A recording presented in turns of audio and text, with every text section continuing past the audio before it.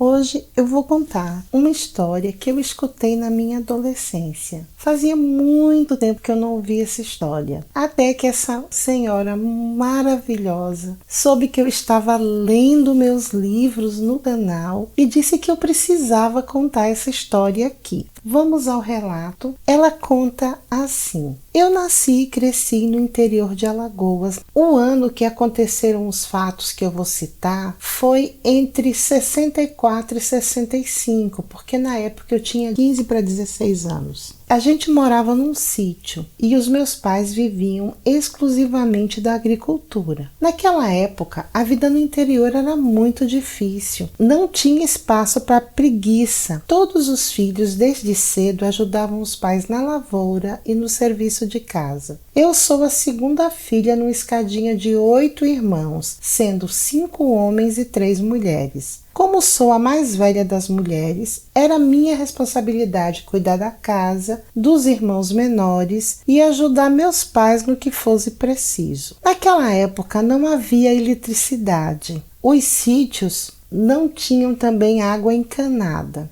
Então a água era retirada de uma cacimba que o meu pai cavou com os outros vizinhos no fundo das nossas terras. Essa água servia para a gente beber, dar de beber aos animais, a todas as criações. E quando os poços de algum vizinho secava, eles vinham buscar do nosso, porque a água era muito rara e precisava ser partilhada. Assim que o dia começava a clarear, a minha mãe já estava na luta preparando o café da manhã e o almoço. Eu levantava para ajudar. Não precisava minha mãe no meu quarto me chamar, eu sabia que tinha essa responsabilidade. Então eu ajudava nesse preparo do café da manhã, do almoço, porque o meu pai e os meus irmãos precisavam levar esse alimento para a roça. No fim da tarde, nos finais de semana ou quando tinha um feriado, era comum as moças próximas se reunir na casa uma das outras. E a conversa ainda era a mesma das moças de hoje. A gente falava de moda, da moda da época, do preço da roupa, do laço de fita, do enfeite que estava na moda. E, claro, dos rapazes, né? Então a gente sentava na calçada uma da outra. Normalmente as casas tinham aquele alpendre onde os pais colocavam bancos, a gente sentava ali, mas os nossos pais também estavam sentados perto contando as histórias de caçadas e as histórias do dia de trabalho. Mas dessas histórias, a que todo mundo se reunia para ouvir eram as histórias de mal-assombro e as histórias de Trancoso. Os rapazes também se aproximavam, então era a nossa hora de paquera. Os nossos pais ali contando as histórias e a gente, claro, olhando de lado, vendo se tinha algum partido ali interessante. Porque naquela época a moça não era deixada solta por aí não, tinha que estar ali, ó, pertinho dos pais. De toda a conversa, essas histórias de mal-assombro têm de muito tipo. Tinha de alma, tinha de fogo corredor, tinha de um monte de coisas interessantes. Mas a que mais mexia comigo era das criaturas que viviam na mata, principalmente quando falavam de gente que virava bicho. E dessas histórias, as melhores eram as que meu pai e seu compadre Feliciano, que era o nosso vizinho, contavam.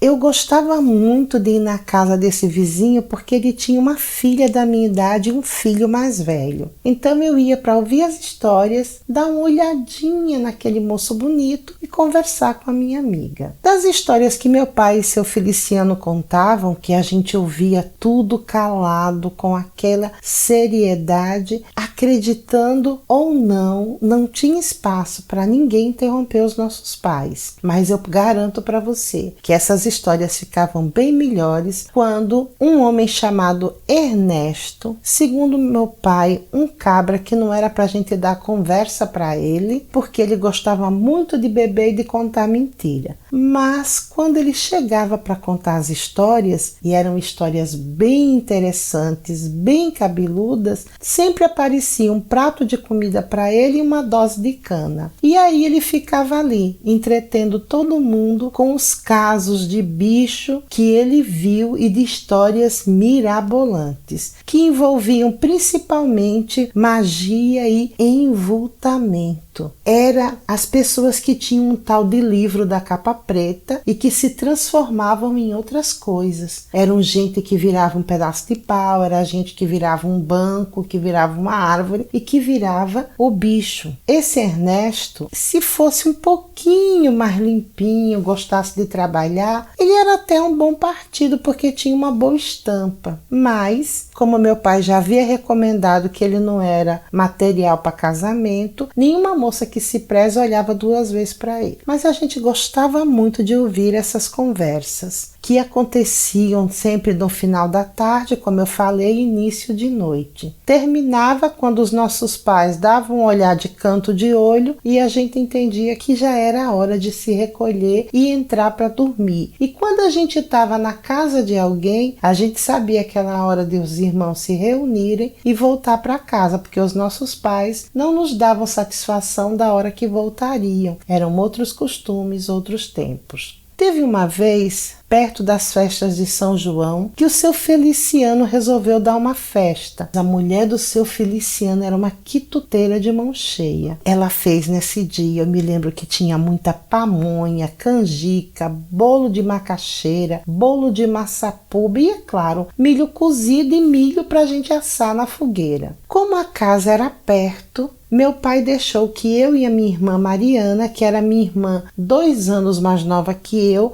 fôssemos mais cedo. Fomos, nos reunimos ali, começamos a comer e a conversar. Lá pelo finzinho da tarde, meus pais chegaram e aí começou aquela roda de conversa. A festa, gente, era assim, no terreiro da casa tinha uma fogueira, se colocava um giral, nesse giral as panelas com as comidas na forma, num prato, e essas comidas a gente ia ali, ó, se servindo e comendo à vontade, ouvindo as histórias do nosso pai. Só que esse comer à vontade tinha que contar sempre com aquele olhar de aprovação dos nossos pais. Por quê? A gente sempre que repetia alguma coisa olhava para nossa mãe e para o nosso pai. Se por acaso eles dessem um olhar balançando a cabeça que não, a gente não chegava perto da mesa porque tinha que ter limite. Bem, a festa ficou animada porque um sobrinho do seu Feliciano trouxe nesse dia uma sanfona. Meu Deus, ficou muito animado porque ele começou a tocar forró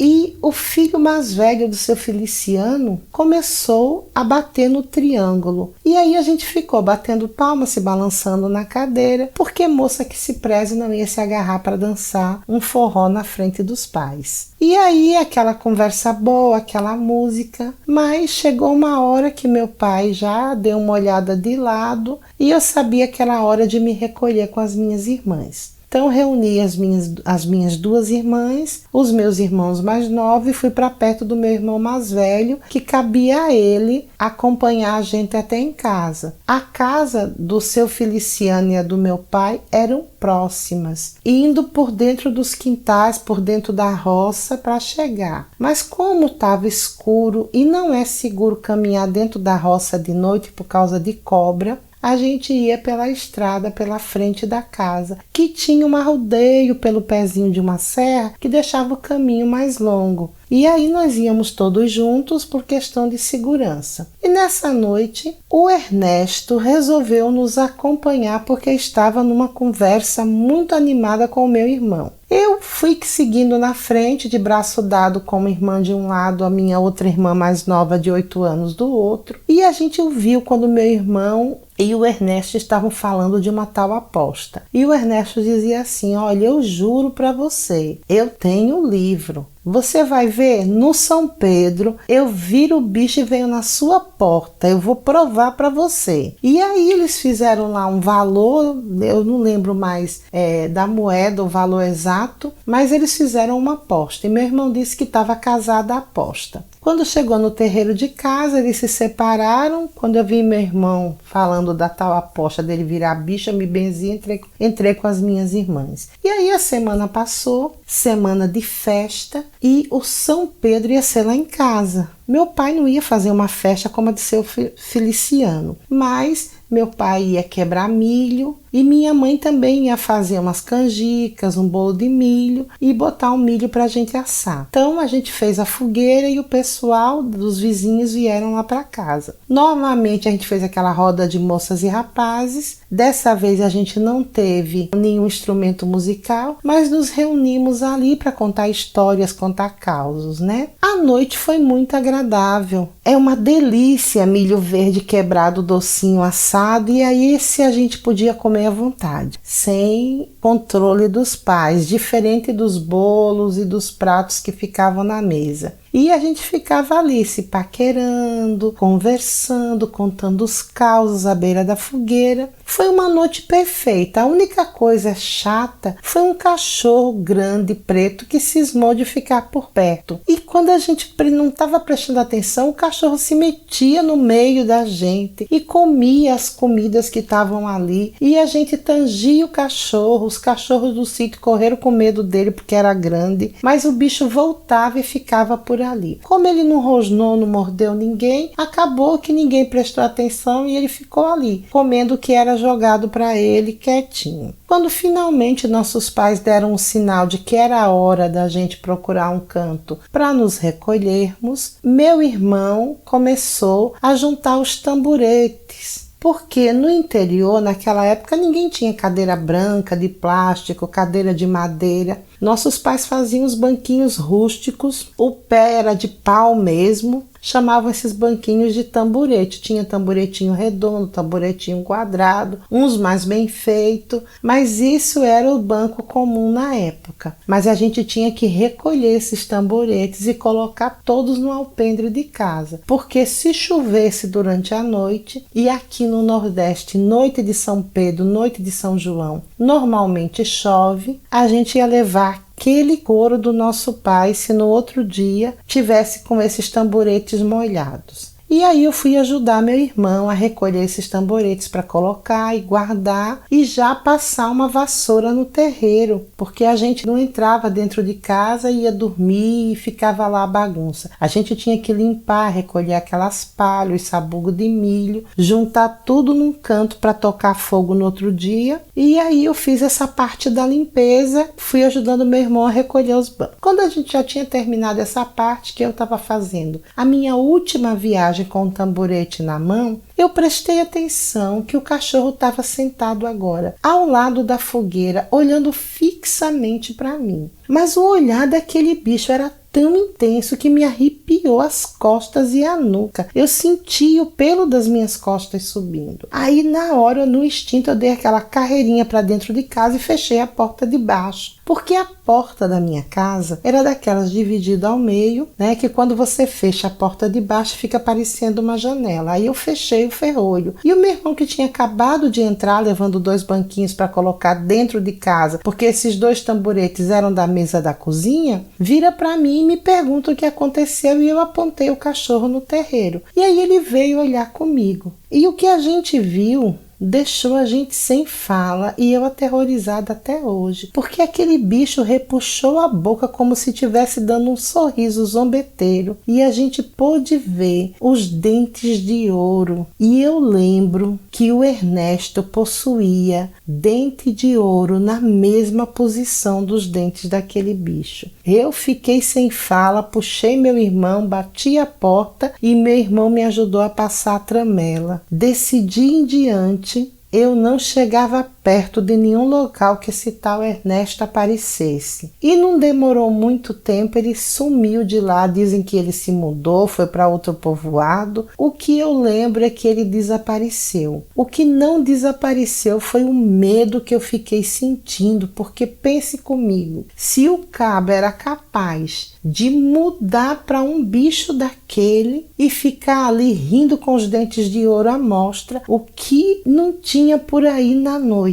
Então eu comecei a pensar que todas aquelas histórias que o pessoal contava era real, e que esses bichos podiam estar por aí, lobisomem, saci, mula sem cabeça. Então eu me tornei aquele tipo de pessoa que o sol se pôs, eu não queria mais sair de casa. Bem, mesmo não saindo à noite, depois no final do ano, né, isso foi no São João, o filho do seu Feliciano me pediu finalmente em namoro, nós namoramos, noivamos e casamos no ano seguinte e nos mudamos aqui para a capital, Maceió, onde eu vivo até os dias de hoje. Meu marido já descansou, nós tivemos 5 filhos e muitos anos de paz e felicidade. Mas eu digo para vocês que eu nunca mais olhei para um sítio do mesmo jeito. Eu ia para o interior visitar meus pais enquanto eles estavam vivos morando lá, mas eu não digo para você que eu gostava de pousar no interior, de dormir por lá, naquelas estradas escuras. Isso me marcou para sempre, porque Deus me livre e guarde de encontrar um bicho daquele. Porque se o Ernesto era manso, era sorridente, mas virava um bicho, imagine um camarada que tem uma índole ruim virado num bicho daquele. Com certeza tem muito matador por aí. Não é uma história mirabolante, cheia de fantasia. É uma coisa que eu vi e que mudou totalmente a minha visão do mundo.